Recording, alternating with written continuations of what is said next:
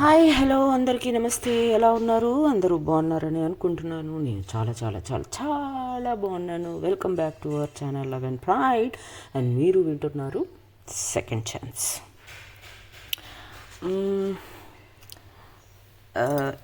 రమా గారు నందినినే అనుకుంటున్నాను. నందిని గారికి, సోను గారికి, ఏంటంటే వీళ్ళు రెగ్యులర్గా నాకు మెసేజ్ పెట్టే సబ్స్క్రైబర్స్ కాబట్టి వాళ్ళకి స్పెషల్గా థ్యాంక్స్ చెప్తున్నాను. అండ్ నందిని అనుకుంటా కమెంట్ చేసింది దట్ సెకండ్ ఛాన్స్ లైఫ్లో చాలా అవసరం అని చెప్పి. సో ఆ రమా గారు కూడా చెప్పినట్టున్నారు. Thank you very much for the support of the episode.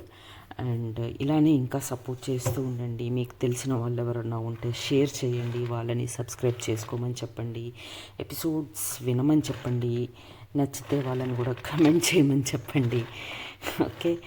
And చాలా చాలా మీకు స్పెషల్గా నా తరపు నుంచి మీ అందరికీ స్పెషల్ థ్యాంక్స్. నాకు కమెంట్ చేసి లైక్ కొట్టి నా ఛానల్ని సబ్స్క్రైబ్ చేసిన ప్రతి ఒక్కరికి పేరు పేరున నా హృదయం లోతుల్లోంచి మీ అందరికీ కృతజ్ఞతలు. యాక్చువల్గా నాకు తెలుగు ఈ మధ్య బాగా వచ్చేసిందండి. ఇంతకుముందు నా చిన్నప్పుడు మేము వేరే స్టేట్స్లో ఉండడం వల్ల తెలుగు చదవటం కూడా వచ్చేది కాదు. యాక్చువల్గా నేను 7th క్లాస్లో ఉన్నంత వరకు నేను 7th క్లాస్లో అల్దిద్దాను. అల్దిద్ది అప్పుడు పబ్లిక్ ఎగ్జామ్స్ ఉండే మాకు 7thలో కూడా. అప్పుడు పబ్లిక్ ఎగ్జామ్స్ రాశాను, పాస్ మార్క్స్ వచ్చినాయి. ఏ సబ్జెక్టు చదివేదాన్ని కాదు, ఓన్లీ తెలుగు చదువుకునేదాన్ని. మిగతా ఎట్లానో 10% ఉండేది, తెలుగు మాత్రం 0. ఎప్పుడు యూనిట్ టెస్ట్లలో 25 మార్క్స్కి అతి కష్టంగా 10 మార్క్స్ వచ్చాయి అంతే. అందుకని మా మా మా టీచర్స్ అందరూ కూడా, అమ్మ తల్లి నువ్వు ఏది చదవకు, నువ్వు ఏ సబ్జెక్టు చదవకు, తెలుగు మాత్రమే చదువు అని చెప్పి తెలుగు మాత్రమే చదివించేవాళ్ళు అనమాట. అలా 10th వరకు కష్టపడ్డానండి. ఆ తర్వాత సంస్కృత్ అప్పుడే వచ్చింది. సంస్కృత్ సెకండ్ లాంగ్వేజ్, సెకండ్ పేపర్గా తెలుగుకి ఫస్ట్ బ్యాచ్ మాదే అనుకుంటా సంస్కృత్ రావడానికి, పేపర్ 2కి. సో అక్కడి నుంచి మళ్ళీ తెలుగు చదివింది లేదు, రాసింది లేదు. కాకపోతే చదవటం రాయటం ఇప్పుడు వచ్చేసాయిలేండి. బట్ అంత ఫాస్ట్గా చదవలేను. రాస్తే మీరు ఊహించుకోవచ్చు ఎన్ని బూతులు ఉంటాయో దాంట్లో. ఒత్తులు పొల్లులు అన్నీ ఎగ్గొట్టేస్తూ ఉంటాము. ఇదంతా ఎందుకు చెప్తున్నాను అంటే, మీకు నా ఇంటెలిజెన్స్ గురించి తెలియాలి కదా, అందుకని చెప్తున్నాను.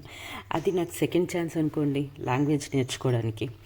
ఓకే సరే, ఇంకా సోదాపేసి స్టోరీలోకి వెళ్ళిపోదాం. ఓకే. సో ప్రీవియస్ ఎపిసోడ్లో మనం ఏం చూసాము అంటే, రూబీ చైల్డ్హుడ్ చూసాము. తను చిన్నప్పటి నుంచి తనకి 2 కోరికలు ఉన్నాయి. అవి 2 పెద్దగా అవుతున్నా కొట్టి మెల్లమెల్లగా తీర్చుకుంటూ తనకుంటూ ఒక ఫ్రెండ్, ఆ ఫ్రెండ్షిప్ కొంచెం డీప్ ఫ్రెండ్షిప్ అయ్యి, దాన్ని ఆ సర్టన్ ఏజ్ వచ్చిన తర్వాత ఆ ఫ్రెండ్షిప్పే బియాండ్ ద లిమిట్స్గా వెళ్ళిపోయి, ఒక సర్టన్ ఏజ్ వచ్చాక వాళ్ళిద్దరు ప్రేమించుకుంటున్నారని వాళ్ళకి అర్థమైపోయి, వాళ్ళ ప్రేమని అలా హ్యాపీగా సాగుతూ ఉండగా ఒకసారి ఆ అమ్మాయి మాయమైపోతుంది సడన్గా. ఏమైందో ఏంటో అన్న కంగారులో రూబీ చాలా కంగారు పడుతుంది. బట్ ఒక నెలన్నర తర్వాత వాళ్ళ పేరెంట్స్ వస్తారు. వచ్చి రూబీకి ఒక లెటర్ ఇచ్చి ఒక బ్యాడ్ న్యూస్ చెప్పేసి వెళ్ళిపోతారు. సో ఆ లెటర్లో ఆ అమ్మాయి ఏం రాసింది అనేది మనము ఇప్పుడు చూద్దాం. ఓకే. సో రూబీ తన రూమ్కి ఫాస్ట్గా వెళ్ళిపోయి ఏడ్చుకుంటూ తన రూమ్లోకి వెళ్ళిపోయి తలుపు పెట్టేసుకొని ఆ లెటర్ని మెల్లగా ఓపెన్ చేసి చదవటం స్టార్ట్ చేస్తుందన్నమాట. ఆ లెటరు ఇలా ఉంటుంది. మై డియర్, నువ్వు ఈ లెటర్ చదివేసరికి ఈ ప్రపంచం మారదు. నీ చుట్టూ నీ పేరెంట్సు, మీ అన్నయ్య, పైనున్న ఆకాశం, కిందున్న భూమి, పక్కనున్న స్ట్రీట్స్లు, ఆడుకునే పిల్లలు, చిట్టి కుక్క పిల్లలు, ఇవన్నీ ఏవీ మారకపోవచ్చు. కానీ నిన్ను మాత్రమే పిలిచే ఒక వాయిస్, నీ చెయ్యి పట్టుకొని నీతో నవ్వుతూ తిరిగే ఒక మనిషి నీ పక్కన లేకపోవచ్చు. అది నేనే. ఈ లెటర్ని ఎలా స్టార్ట్ చేయాలో కూడా నాకు అర్థం కావట్లా. కానీ ఈ లెటర్ నీకు నీ జీవితాన్ని ఆపేయకూడదు. నువ్వు చాలా చాలా చాలా సాధించాలి. నీకంటూ చాలా కోరికలున్నాయి, చాలా సాధించాలన్న ఆశలున్నాయి. అవన్నీ కూడా నువ్వు సాధించాలి. అవన్నీ నేను ఎక్కడున్నా సరే నేను గమనిస్తూనే ఉంటాను. కానీ నేను నీకు కొన్ని విషయాలు చెప్పాలనుకుంటున్నాను. అందుకే ఈ లెటర్ రాస్తున్నాను. ఫస్ట్ నేను నీకు థ్యాంక్స్ చెప్పాలనుకుంటున్నాను. ఎందుకు అంటే నేను ఎప్పుడు ఏ కష్టాల్లో ఉన్నా నేనున్నా నీకు అని నా ముందుకొచ్చి ఎప్పుడు నిలబడ్డావు. నాతో పాటు నా కష్టాల్లో సంతోషాల్లో నా పక్కనే కూర్చున్నావు. నన్ను నవ్వించావు, కవ్వించావు. నేను కోపంగా ఉన్నప్పుడు నన్ను దగ్గరికి తీసుకున్నావు. నా ప్రతి బాధలో నువ్వు సంతోషాన్ని నింపావు. ఏ రోజు నేను ఒంటరి కాదు అని నువ్వు నాకు చెప్పావు. నా చెయ్యి పట్టుకొని ఎప్పుడు నాతో పాటే నా వెంటే నడిచావు. ఇందుకన్నిటికీ గాను నేను నీకు థ్యాంక్స్ చెప్పాలనుకుంటున్నాను. అండ్ మనం జస్ట్ బెస్ట్ ఫ్రెండ్స్ కాదు, అది మనకు తెలుసు. నువ్వు నా పక్కన ఉంటే నాకు చాలా మనశ్శాంతిగా ఉండేది. నేను ప్రశాంతంగా నవ్వగలిగేదాన్ని. నువ్వే నా ప్రపంచం అయిపోయావు. నీకు గుర్తుందా? ఒకరోజు నువ్వు నన్ను అడిగావు, ప్రేమంటే నీ ఉద్దేశంలో ఏంటి అని. అప్పుడు నాకు దానికి ఆన్సర్ తెలియలేదు, కానీ ఇప్పుడు చెప్పాలనుకుంటున్నాను. ప్రేమంటే నాకు నువ్వే. నీ గొంతు, నీ నవ్వు, నువ్వు నన్ను నా పేరుతో ప్రేమగా పిలవటం, నా చెయ్యి పట్టుకుని నా పక్కనే నడవటం, నాకు అవసరమైనప్పుడు నాకు సలహాలు ఇవ్వటం, నా కష్టాల్లో నాకు తోడుగా ఉండటం. మొత్తానికి నాకు లవ్ అంటే నువ్వే. నా definition of love is you అని చెప్పాలని ఇప్పుడు అనుకుంటున్నాను. ఈ ప్రేమ కోసమే, ఈ ప్రేమని ఎలా అయినా మళ్ళీ దక్కించుకోవాలని ప్రతి రాత్రి హాస్పిటల్లో చాలా పోరాడాను. ప్రతి సూది, ప్రతి మాట నెగిటివ్గా పోతున్నా కూడా లేదు, నేను బ్రతుకుతాను, నా ప్రేమ కోసమైనా నేను బ్రతకాలి అనే ఆ కోరికతోటి చాలా చాలా చాలా ఫైట్ చేశాను. కానీ ఇక నాలో శక్తి అయిపోయింది. Really very sorry. నేను ఒంటరిగా వదిలేసి వెళ్ళిపోతున్నాను.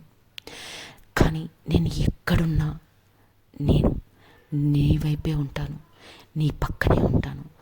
నీ ప్రతి చిరునవ్వులోనూ నేనుంటాను, నీ ప్రతి కన్నీటి బొట్టులోనూ నేనుంటాను. కాబట్టి నిన్ను వదిలేసి వెళ్ళిపోయానని మాత్రం అనుకోకు. And I'm really very sorry. నేను చాలా హర్ట్ చేస్తున్నానని నాకు తెలుసు. కానీ ఏం చెయ్యను, దేవుడు నాకు ఇంతవరకే ఇచ్చాడు నా జీవితాన్ని. బట్ నువ్వు ఎప్పుడు నవ్వుతూ నీకు కావాల్సినవి, నువ్వు సాధించాలనుకున్నవి, నువ్వు సంతోషంగా ఫీల్ అవుతాను అనుకున్నవే అన్నీ సాధించాలని మనస్ఫూర్తిగా కోరుకుంటున్నాను. నువ్వు ఎక్కడ ఆగొద్దు, నువ్వు పరిగెత్తుతూనే ఉండాలి నీ జీవితం కోసం. అండ్ అన్నిటికంటే ముఖ్యంగా నేను చెప్పాలనుకునేది ఏంటి అంటే, అండ్ మన ప్రతి మూమెంట్, మన ప్రతి స్వీట్ మెమరీ మన మధ్యలో ఎప్పుడూ ఉంటుంది. అది నీ మదిలో ఎప్పుడూ ఉంటుంది, అది నాకు తెలుసు. నాకు ఇంకొక కోరిక ఉంది. నాలాగా ప్రేమించే ఒక మనిషి ఏదో ఒక రోజు నీకు ఎదురవుతుండొచ్చు. అలాంటి మనిషి నిన్ను ప్రేమిస్తున్నా అని ఎదురైనప్పుడు ఆ ప్రేమని అందుకో, వద్దు అని వదిలేయకు. సెకండ్ ఛాన్స్ అందరికీ రాదు. కాబట్టి ఆ ప్రేమలో నన్ను చూసుకో, నేనుంటాను. అందుకు ఎప్పుడూ కూడా ఒక హోప్ పెట్టుకొని నేను ఏదో ఒకటి సాధించగలను అనే హోప్ తోటి నీ జీవితాన్ని ముందుకు తీసుకెళ్ళు. నీ ప్రతి సక్సెస్లో నేను ఉంటాను. ఓకే. అండ్ మళ్ళీ చెప్తున్నాను, ఐఎమ్ రియల్లీ వెరీ సారీ ఇలా అర్థాంతరంగా నేను మధ్యలో వదిలేసి వెళ్ళిపోతున్నందుకు. బట్ అలా అని భౌతికంగా నేను పక్కన ఉండకపోవచ్చు, కానీ ఎప్పుడూ నేను నీతో పాటు నీ ఆనందంలో నీ దుఃఖంలో నీ వెంటే ఉంటాను. ఓకే. అండ్ చివరిగా I love you so much. Always yours, your love అని ఆ లెటర్లో రాసి ఉంటుందన్నమాట. అసలు ఏడ్చుకుంటూనే రూబీ ఆ లెటర్ని చదువుతూ ఉంటుంది. చాలా చాలా పెయిన్ఫుల్గా ఉంటుంది రూబీకి ఆ లెటర్ చదివినంతసేపు. కానీ ఒకవైపు ఆనందం కూడా ఉంటుంది, దట్ అట్లీస్ట్ తనని చివరిసారిగా చూసుకోలేకపోయినా ఆ లెటర్లో అయినా తన దగ్గరగా ఉంటుంది అని ఒక ఆనందం కూడా తనలో ఉంటుంది. ఇలా ఆ లెటర్ని గట్టిగా హృదయానికి హత్తుకొని చాలా బాధపడుతూ ఏడుస్తుంది. ఇలా కొన్ని రోజులు గడిచిపోతాయి. ఇంకా తన మైండ్లో ఫిక్స్ అయిపోతుంది దట్ లేదు, నేను ఎవరిని నా లైఫ్లోకి తనకిచ్చిన స్థానాన్ని అయితే ఇవ్వలేను, కాబట్టి నేను ఎవరిని లవ్ చెయ్యను. కానీ తన కోరిక ప్రకారం అలాంటి వాళ్ళు ఎవరైనా నాకు ఎదురవుతే అప్పుడు ఆలోచిస్తాను, కానీ పెళ్ళి చేసుకొని ఒక లైఫ్ అయితే పాడు చేయకూడదు అని డిసైడ్ అయిపోతుందన్నమాట రూబీ. ఇలా కొన్ని రోజుల తర్వాత పాప ఇంట్లో కూతురు పెళ్ళికి ఎదిగిన వయసుకు వచ్చిన తర్వాత పేరెంట్స్కి ఎలా ఉంటుంది, పెళ్ళి చేయాలనే ఉంటుంది కదా. సో వాళ్ళ పేరెంట్స్ రూబీ దగ్గరికి వచ్చి తన్ని పెళ్ళికి మ్యాచెస్ చూస్తున్నామమ్మా, నువ్వు పెళ్ళి చేసుకొని కన్విన్స్ చేయడానికి చాలా ట్రై చేస్తారు. వాళ్ళ అన్నయ్య కూడా ట్రై చేస్తూ ఉంటాడు. కానీ రూబీ, నాన్న, అమ్మ, మీకు తెలుసు నేను ఒక అమ్మాయిని ప్రేమించాను, నేను ఒక అబ్బాయిని ఎలా పెళ్లి చేసుకుంటానని మీరు అనుకుంటున్నారు. అలా నేను చేసుకుంటే ఆ అబ్బాయి జీవితాన్ని పాడు చేసిందని కాదా? నేను ఆ అబ్బాయి జీవితంలోకి వెళ్ళి ఆ అబ్బాయి జీవితాన్ని నరకం చేసినట్టుండదా? ఆ అబ్బాయి నరకం చూస్తాడు, నేను నరకం చూస్తా, మాతో పాటు మీరు కూడా బాధపడతారు ఈ పెళ్లి చేయటం వల్ల. ఇది మనకు అవసరమా? వద్దు, ప్లీజ్ ఒక అబ్బాయి జీవితాన్ని పాడు చేయబాకండి, నన్ను ఇలా వదిలేయండి, అయినా పెళ్లి చేసుకునే ఉద్దేశం నాకు లేదు అని చెప్పి క్లారిటీ ఇచ్చేస్తుంది రూబీనా వాళ్ళ పేరెంట్స్కి. వాళ్ళ అన్నయ్య, అది కాదురా, నువ్వు ఇలా అంటే ఎలా, పెళ్లి చేసేసుకో, కొన్ని రోజులకి ఆ అబ్బాయి నీకు నచ్చుతాడేమో తెలియదు కదా, కాబట్టి పెళ్లి చేసుకో, అమ్మా నాన్నల్ని ఈ వయసులో బాధ పెట్టడం కరెక్ట్ కాదు కదా, నువ్వు పెళ్లి చేసుకుంటే నీ గురించి వాళ్ళకి చింత ఉండదు, హ్యాపీగా ఉంటారు కదా ఈ వయసులో అని అంటాడు వాళ్ళ అన్నయ్య. అప్పుడు రూబీ, అన్నయ్య రియల్లీ వెరీ సారీ, నేను ఆ అమ్మాయిని మర్చిపోయి వేరే ఎవరికో అబ్బాయికి, అందులో అబ్బాయికి ఆ ప్లేస్ ఇవ్వలేను. ఫ్యూచర్లో అలాంటి అమ్మాయి ఎవరన్నా ఎదురవుతే ఆలోచిస్తానే తప్ప అబ్బాయిలు నాకు అసలు చిన్నప్పటి నుంచి కూడా ఇష్టం లేదు, అబ్బాయి జీవితాన్ని నాశనం చేయడం నాకు ఇష్టం లేదు. నువ్వు మన తల్లిదండ్రుల ఆనందం గురించి ఆలోచిస్తున్నావు కాబట్టి నువ్వు పెళ్లి చేసుకో అన్నయ్య, నీ పెళ్ళిలో మనవాళ్ళు మనవరాళ్ళు వస్తారు, అప్పుడు అమ్మా నాన్న సంతోషంగా నా గురించి నేను పదే బాధ గురించి మర్చిపోతారు, కాబట్టి నువ్వు పెళ్లి చేసుకో అనే సలహా వాళ్ళ అన్నయ్యకి ఇస్తుంది రుబీనా. ఆ తర్వాత కొన్ని రోజులకి ఇంకా వాళ్ళ కన్విన్స్ చేసేస్తుంది, ఇంకా రుబీనా ఎట్లనో కష్టపడి వాళ్ళ పేరెంట్స్ని వాళ్ళ అన్నయ్యని కన్విన్స్ చేసేస్తుంది. ఇంకా వాళ్ళు కూడా చేసేది ఏమీ లేక సరే అని ఒప్పేసుకుంటారు. ఇలా కొన్ని రోజుల తర్వాత ఇంట్లోనే డల్గా ఉండి ఇలా ఉండటం తనకి నచ్చలేదు. అండ్ తను ప్రేమించిన అమ్మాయి చెప్పింది ఇది కాదు కదా, ఒక చోట ఆగిపోకు, నీకు నచ్చినది చెయ్యి అని కదా చెప్పింది. సో ఇంకా ఆ లెటర్ని ఫ్రేమ్ కట్టించుకుంటుంది. ఈ మాట నేను తమిళ్లో చెప్పలేదు, రేపు చెప్తాను. సో తను ఆ లెటర్ని తన గుర్తుగా, ఎందుకంటే తన ఫొటోస్ కూడా తన దగ్గర లేవు కాబట్టి అదే తన గుర్తుగా ఆ ఫోటోని పెట్టుకుంటుంది అనమాట. పెట్టుకొని ఇంకా తనతో ఆ లెటర్ తోటే మాట్లాడుతూ ఉంటుందన్నమాట. ఎప్పుడైనా తను మాట్లాడాలనిపిస్తే ఇంకా తను డిసైడ్ అయిపోతుంది, నేను ఇలా ఉండటం తనకి ఇష్టం లేదు, తను ఆనందంగా ఉండాలి అంటే నేను కూడా ఆనందంగా ఉండాలి అంటే నేను ఒకే చోట ఆగిపోకూడదు. నాకు నచ్చింది నేను చెయ్యాలి అంటే, నేను ఎప్పుడూ సంతోషంగా ఉండాలి అంటే నేను ట్రావెలింగ్ అనేది ఎంచుకోవాలి అని చెప్పి అప్పటి నుంచి ట్రావెల్ చేయటం మొదలు పెడుతుంది. అలా తనకి ట్రావెలింగ్ అంటే ఇష్టమైపోతుంది అనమాట. అలా తన జీవితంలో ట్రావెల్ చేయటం, ఒక యూట్యూబ్ 2 యూట్యూబ్లు స్టార్ట్ చేయటం, అలా తన జీవితం అలా రుబీనా జీవితం స్టార్ట్ అయిపోతుంది. నెక్స్ట్ ఇక మనం మన పొద్దు గురించి మాట్లాడుకుందాం. ద సెకండ్ లీడ్ ఆఫ్, అంటే సెకండ్ అని కాదు, the another lead of the story. Okay, so ఆ పద్దు, యాజ్ నేను ఇంట్రోలోనే చెప్పాను, తను ఒక బ్రాహ్మణ్ ఫ్యామిలీ నుంచి వచ్చింది అని. సో తన చైల్డ్హుడ్ ఎలా గడిచింది, తనకి ఎలా పెళ్ళయింది అనేది మాట్లాడుకుందాం ఈరోజు ఎపిసోడ్లో. ఓకే, సో తన చిన్న వయసులో లైక్ వాళ్ళ ఫాదర్ మంచి బాగా ఫుల్ ట్రెడిషనల్ బ్రాహ్మణ్ ఫ్యామిలీ కాబట్టి తన చిన్న వయసులో నుంచే లైక్ 8-9 ఇయర్స్ ఆ ఏజ్లో ఉన్నప్పటి నుంచి వాళ్ళ నాన్నగారు వాళ్ళ అమ్మగారు ఏంటి అంటే పద్ధతి అని పెంచుతారనమాట. ఆ ఏజ్లోనే ఎర్లీ అవర్స్లో లేవటం, మడి స్నానాలు చేయటం, దేవుడి గదులు క్లీన్ చేయటం, పూజలు చేయటం, మెడిటేషన్స్ చేయటం, తర్వాత వాళ్ళ అమ్మకి ఇంటి పనిలో సహాయం చేయటం, పద్ధతిగా చదువుకోవటం, ఇంట్లో కింద తల ఉంచితే స్కూల్లో తల ఎత్తాలి, స్కూల్లో దించితే మళ్ళీ ఇంట్లో ఎత్తాలి. ఇలాంటి పద్ధతులన్నీ ఉంటాయన్నమాట. గట్టిగా మాట్లాడకూడదు, గట్టిగా నవ్వకూడదు, మగవాళ్ళతో అసలు మాట్లాడకూడదు, అందులో తెలియని మగవాళ్ళతో అయితే అస్సలు మాట్లాడకూడదు, ఇంట్లో మగవాళ్ళతో కొంచెం మాట్లాడవచ్చు. అండ్ ఇలా ఉంటాయి కదా, అలాంటివన్నీ ఉండేవన్నమాట తనకి, పద్దుకి. తన చైల్డ్హుడ్ అంతా ఒక రిస్ట్రిక్టెడ్ ఎన్విరాన్మెంటల్లోనే గడిచిందనమాట. అందుకే తను చాలా ఇంట్రోవర్ట్గా ఉంటుంది, ఎవరితో మాట్లాడదు, ఎవరితో ఏం మాట్లాడితే ఏం తప్పు మాట్లాడి, అంటే తన ఇంట్లో కూడా ఎక్కువ మాట్లాడదు కాబట్టి ఎవరితో ఎలా మాట్లాడాలో తెలీదు, ఏం మాట్లాడితే ఏం తప్పుగా వెళ్తుందో తెలీదు. అందుకే తను ఎప్పుడూ కూడా కామ్గా ఉండేదన్నమాట. స్కూల్లో కూడా ఎవరితో మాట్లాడేది కాదు, ఎవరన్నా వచ్చి తనని పలకరిస్తే మాట్లాడేదే తప్ప తనకంటూ ఫ్రెండ్స్ ఉండేవాళ్ళు కాదు, ఎవరు ఉండేవాళ్ళు కాదన్నమాట. స్కూల్కి వెళ్ళామా, క్లాసెస్ విన్నామా, ఇంటికి వచ్చామా, హోంవర్క్స్ చేసుకున్నామా, పూజలు పునస్కారాలు, అమ్మకి ఇంట్లో సహాయం చేసామా, టైంకి పడుకున్నామా, తిన్నామా, పడుకున్నామా, అంతే అనమాట. ఇంకా అందులో తనకి సిబ్లింగ్స్ కూడా ఎవరూ లేరు, అక్క చెల్లెళ్ళు అన్నదమ్ముళ్ళు ఎవ్వరూ లేరు. తను ఒక్కతే కూతురు అవ్వటం వల్ల ఇంట్లో ఒంటరిగా పెరిగేదనమాట, ఒంటరిగానే ఉండేది, తనలో తానే మాట్లాడుకునేది, తనలో తానే అన్నీ, ఇంకా తనే తనకి ఫ్రెండు అన్నీ అనమాట. అలా తన చైల్డ్హుడ్ అంతా అలా గడుస్తూ వెళ్ళిపోతూ ఉండేదన్నమాట. అండ్ ఇంకోటి ఏంటంటే వాళ్ళ నాన్నగారు ఎంత స్ట్రిక్ట్ అంటే స్కూల్కి కూడా ఆయనే తీసుకెళ్ళేవాడు. 9 o'clockకి. తను గవర్నమెంట్ ఎంప్లాయీ అనమాట.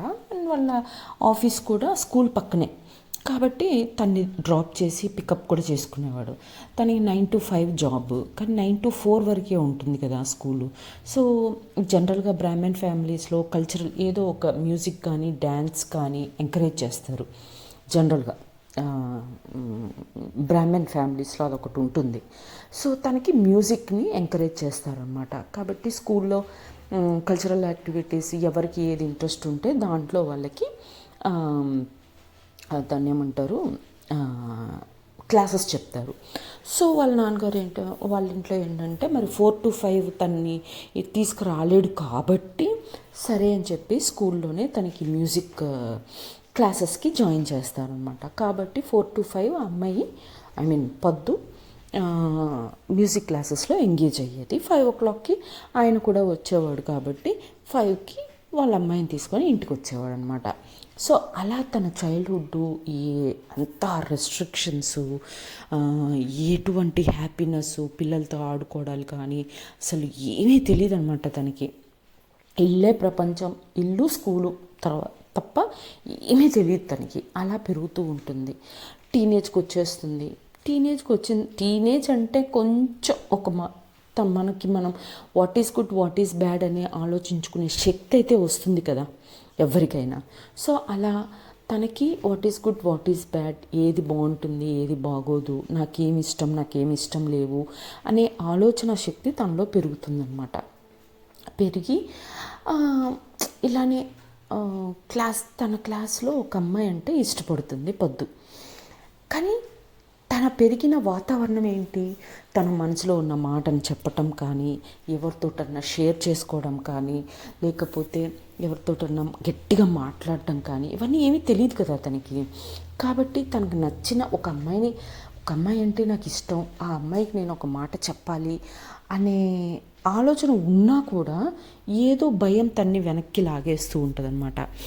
కాబట్టి ఆ అమ్మాయిని చూస్తూ ఆనందించేది, ఆ అమ్మాయి నవ్వితే నవ్వేది, బాధపడితే బాధపడేది, ఏడిస్తే ఏడ్చేదే తప్ప ఆ అమ్మాయి దగ్గరికి వెళ్ళి నేనున్నా నా అని కూడా ఎప్పుడు మాట్లాడేది కాదనమాట. ఎప్పుడైనా పొరపాటున ఆ అమ్మాయి ఈ అమ్మాయి పద్దు దగ్గరికి వచ్చి మాట్లాడితే ఇంకా ఆ రోజు తనకి పండగే అనమాట. ఫర్ ఎగ్జాంపుల్ ఎంత ఆనందంగా ఉంటుంది అంటే, ఫర్ ఎగ్జాంపుల్ మనం ఒక సెలబ్రిటీని చూస్తాం. మనకు ఆ సెలబ్రిటీ అంటే చాలా ఇష్టం ఉంటుంది, మనకి చాలా చాలా ఇష్టం. కానీ ఆ సెలబ్రిటీ దగ్గరికి మనం వెళ్ళి మాట్లాడలేము. కానీ అదే సెలబ్రిటీ మన దగ్గరికి వచ్చి మాట్లాడారనుకోండి, మనకి ఎంత ఆనందంగా, మనకి నచ్చిన సెలబ్రిటీ మన పక్కన నించొని మనతో మాత్రమే మాట్లాడుతుంటే ఆ ఆనందం ఎంత బాగుంటుంది.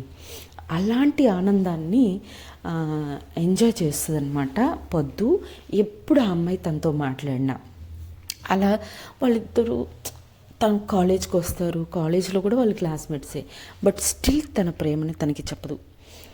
తనే ఒంటరిగా తనలో తానే వన్ సైడెడ్ లవ్గా తన్ని మాత్రం చాలా సీరియస్గా లవ్ చేస్తుంది, వన్ సైడెడ్గానే. ఆ అమ్మాయికి ఎప్పుడూ చెప్పింది లేదు, అంత ధైర్యము లేదు. సో ఒక సర్టన్ ఏజ్ వచ్చేస్తుంది, 20 అలా వచ్చేస్తాయి. 20 years 21 years అట్లా వచ్చేసాయి అంటే తల్లిదండ్రులకు ఉంటుంది కదా. ఇంకా అందులో ఆడపిల్లలంటే, అందులో అంత ట్రెడిషనల్ ఆర్థడాక్స్ ఫ్యామిలీస్ అంటే ఇంకా ఎక్కువగా ఉంటుంది. ఇంకా మేజర్ అయిపోయింది, ఇంకా అమ్మాయికి పెళ్లి చేసేయాలి అని చెప్పేసి ఇంకా పెళ్లి సంబంధాలు చూడటం మొదలు పెడతారనమాట. పెళ్లి సంబంధాలు చూడటం మొదలుపెట్టిన తర్వాత తనకి ఇష్టం లేదు యాక్చువల్గా, ఎందుకంటే తన అమ్మాయిని లవ్ చేస్తుంది. సరే, ఆ అమ్మాయి దగ్గరికి వెళ్ళి నేను నిన్ను ప్రేమిస్తున్నాను అనే చెప్పే ధైర్యం లేకపోయినా తనకి తెలుసు కదా, she into girls not into boys అని. కానీ ధైర్యంగా వాళ్ళ నాన్నగారి దగ్గరకో అమ్మగారి దగ్గరకో వెళ్ళి చెప్పగలుగుతుందా ఈ విషయం? చంపేస్తారు. కాబట్టి చెప్పదు. ఆ భయం, వాళ్ళ నాన్నగారు అంటే చాలా భయం అనమాట. నాకు ఈ పెళ్ళొద్దు అన్న మాట తను చెప్పలేకపోతుంది. సో అప్పట్లో ఇంకా నాన్నకి అమ్మకి ఎదురు చెప్పే ధైర్యం లేక వాళ్ళు తీసుకొచ్చిన సంబంధాన్ని పెళ్లి చేసుకుంటుంది. పెళ్లి చేసుకున్న తర్వాత ఇక తప్పదు కదా, జీవితం ఆయనతోటే గడపాలి, తప్పదు. సో అలా ఇంకా నచ్చినా నచ్చకపోయినా మనసు చంపుకొని ఇంకా ఆయనతో అడ్జస్ట్ అవుతూ, కాంప్రమైజ్ అవుతూ తన లైఫ్ని గడుపుతూ ఉంటుంది. తనకు ఒక బాబు, ఒక పాప పుడతారు. సో అండ్ ఇలా వాళ్ళ జీవితం గడుస్తూ ఉంటుంది. But all of a sudden వాళ్ళిద్దరు ఎందుకు విడిపోయారు, ఏంటి అసలు వాళ్ళిద్దరి మధ్యలో ఏం జరుగుంటుంది? పద్దు అంత భయపడుతూ జీవితంలో ఎప్పుడు ఎవరికి ఎదురు చెప్పని ఒక అమ్మాయి సడన్గా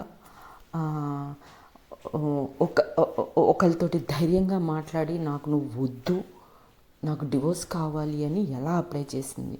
ఈఎంఐ అంటే పద్దు అప్లై చేసిందా, లేకపోతే ఆయన పద్దు వల్ల హస్బెండ్ అప్లై చేశాడా? ఇదంతా మనం నెక్స్ట్ ఎపిసోడ్లోనో లేదా ఫర్దర్ ఎపిసోడ్స్లో చూద్దాం.